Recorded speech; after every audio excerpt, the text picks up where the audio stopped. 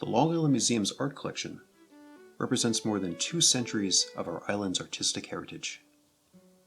One of these artists is the focus of a current exhibition, a century after the work of William M. Davis. This video gives a look into his life and his art, created over 6 decades.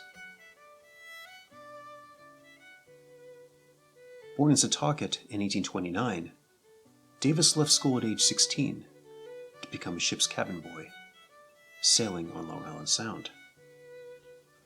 2 years later, he became an apprentice to Port Jefferson shipbuilder William Darling. At age 19, Davis married Caroline Peterson, with the couple eventually having 4 children. His earliest known artwork are sketches he made in the shipyard. Eventually, though, he traded his shipwright tools for brushes and became a painter. In 1860, he created this self-portrait. The 1860s marked his public debut as an artist in New York during the Civil War. There, he exhibited politically themed genre paintings, including this one in 1862 called The Neglected Picture.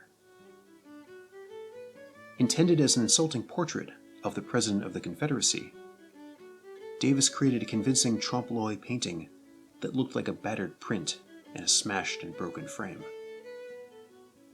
The business cards from a cordage maker and an undertaker clearly demonstrated that the artist wanted Jefferson Davis dead.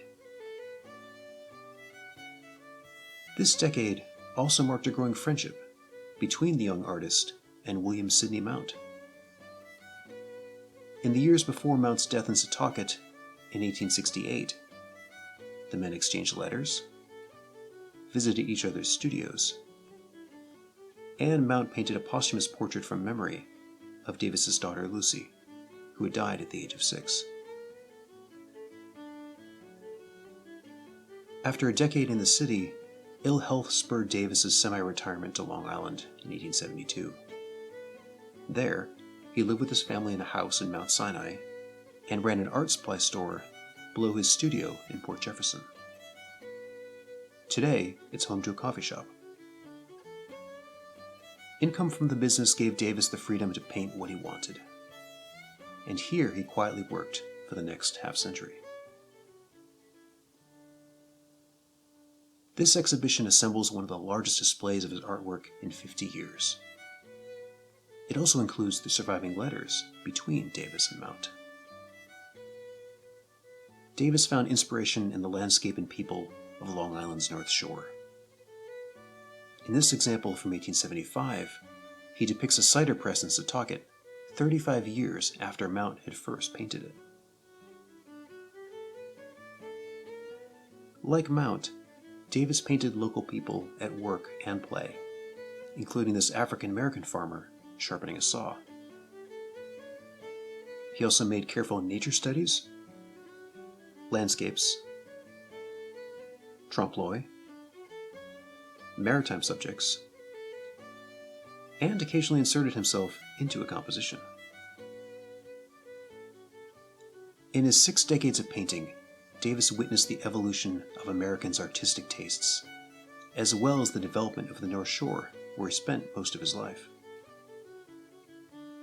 In this painting that Davis titled Lecture Night at the Baptist Church, Port Jefferson, a telephone pole, electric lights, and an early automobile illustrate the changes transforming his village around 1910.